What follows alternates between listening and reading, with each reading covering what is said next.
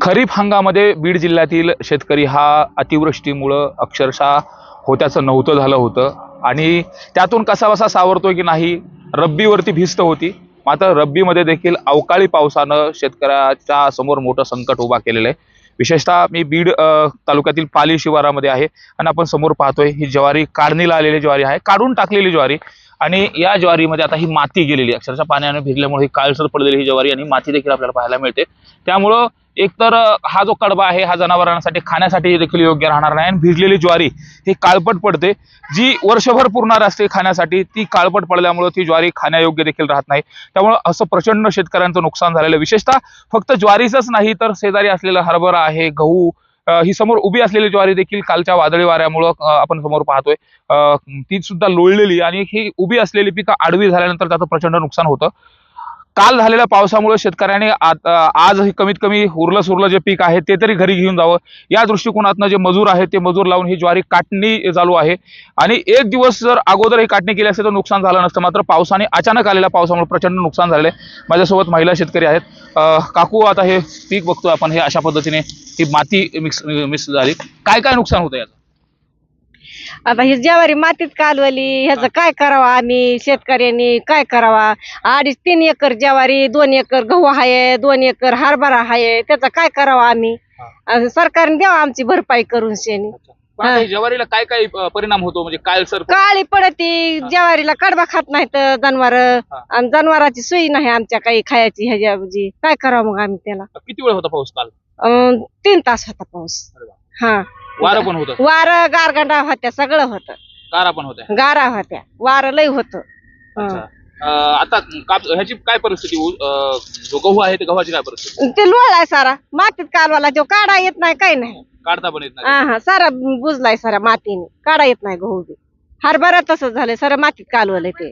आणि खरपाईला खरीपामध्ये काय काय नुकसान झालं का? अतिवृष्टी होती ना मागच्या वेळेस, सोयाबीन होती, उडीद होता, उडीद भिजला आमचा सारा गेल्या वर्षी सगळं. हा, सगळं भिजलं आमचं. अच्छा. हा, उडीद 2-3 एकर उडीद होता, तो पण सगळा सगळा उडीद भिजला. सोयाबीन होती 2.5 एकर, ती भिजली. आता वाटलं होतं ह्या पिकावून काहीतरी येईल, आता मग हे बी भिजलं ना, आता काय येतंय पीक? आता काय येतं? हे सारं गेलं, भरपाई त्याची करून द्यावा सरकारने आमची, पंचनामे केले पाहिजे. हा. आपण पाहतो ही शेतकऱ्याची व्यथा आहे. इथे देखील आजी आहेत माझ्यापाशी, त्यांना देखील विचारणार आहे. नेमकं आजी, काय काय नुकसान झालंय आणि कालच्या पावसामुळे आज लगेच तुम्ही इथं हे काटायला माणसं मजूर बोलवले? हो, काल लय भिजलं नाही हे सगळं. 12 बाया होत्या काल बी, आज इतक्याच येता आणि तितक्याला 350 रुपये हजरी. कसं काय द्यायचं आम्ही? बघा ना, एवढं भिजलं हे.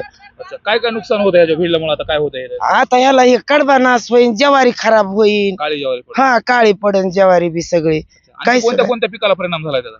आता गहू गेले, ज्वाऱ्या गेल्या, राजमे होते काही ते गेले, सगळं गेलं ना त्यातलंच.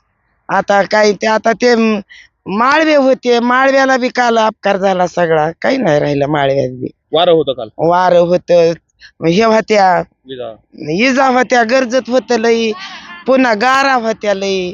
हा, नुकसान झालं लय म्हटलं. काय सरकारला मागणी असेल? आता काय मागाव तुम्ही सांगा त्यांना, काय द्यायचंय ती सरकारला आम्हाला. निघेल का याचा? कसा खर्च निघतोय? मंजूर वाढले भरपूर.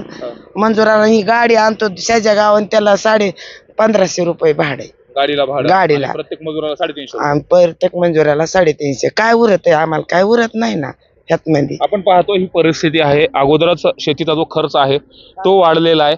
विशेषतः मजूर मिळत नाही, ही शेतकऱ्यांची खूप मोठी अडचण आहे. त्यातच अचानक झालेल्या कालच्या अवकाळी पावसामुळे आणि गारपिटीमुळे शेतकऱ्याचं प्रचंड असं नुकसान झालेलं आहे. शेतकऱ्यांनी स्वप्न पाहिलं होतं याच्यामधून जे काही पीक उत्पादन होणार आहे त्यामधून खरीपाची सर भरून निघेल, खरीपाची जी सल होती ती भरून निघेल. मात्र विशेषतः यावर्षी देखील आलेल्या या अवकाळी पावसामुळे शेतकऱ्यांच्या स्वप्नाची माती झाल्याचं पाहायला मिळतंय. पिकं ज्या पद्धतीने आज मातीमध्ये आहेत, काळसर पडलेले आहेत, त्यामुळं या शेतकऱ्यांना दिलासा देण्यासाठी आता अधिवेशन चालू आहे. सरकार या संदर्भात आणि अवकाळी निग्रस्त असलेल्या शेतकऱ्यांच्या पंचनामे करून तात्काळ नुकसान भरपाई देणार का, हे देखील पाहणं महत्वाचं आहे. सुरेश जाधव, न्यूज 18 मराठी, बीड.